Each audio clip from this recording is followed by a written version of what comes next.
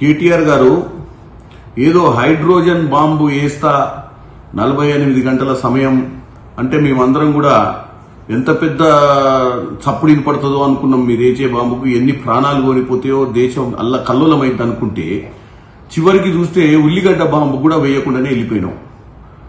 ఈ మొత్తం ఈరోజు నువ్వు పెట్టిన ప్రెస్ మీట్ కి అంశం ఏం కనపడ్డదంటే సారాంశము ప్రభుత్వానికి 10,000 కోట్లు వచ్చినాయి. ప్రభుత్వంలో చేస్తున్నటువంటి కార్యక్రమాలు సదావుగా జరిగి ప్రజలకు ఇచ్చిన వాగ్దానాలు నెరవేరుస్తారేమోనన్న ఆలోచన కనపడ్డది. కానీ ఏమాత్రం నీ దాంట్లో క్లారిటీ లేదు.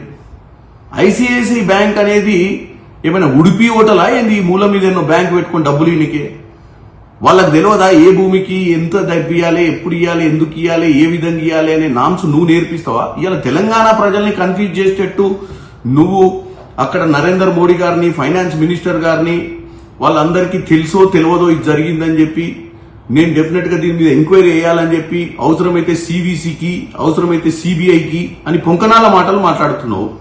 గతంలో నువ్వు అదే భూములు 10 ఏళ్ల నుంచి నీ హయాంలో కోర్టులో ఉన్నప్పుడు ఏం మాట్లాడేది? ఆ రోజే పోయి ఇవి అటవీ భూములా ఏదో నువ్వు తెలుసుకునేది ఉంటే ఏ రోజు కూడా బిల్లీరావుతో చేరి ఆ భూములు మింగుదామని చూస్తే ఈ రోజు మింగలేకపోయినా అన్న బాధ నీలో కనపడుతుంది. ఈ రోజు ప్రెస్ మీట్ లో ఎవరో ఎంపీ ఉందని చెప్తావు, ఆ ఎంపీ పేరు చెప్పవు.